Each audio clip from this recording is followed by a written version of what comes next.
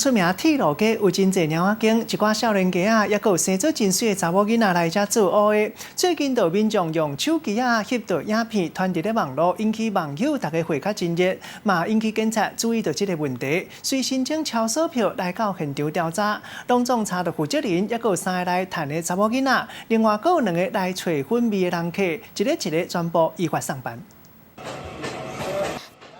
透过民众的镜头，行入去巷仔内，来到家人的铁基路龙安街。这个青山，这个青瓜，我你见来到边街门口，咱看到生出真水的小姐，业者搁伫边仔为人客报介绍。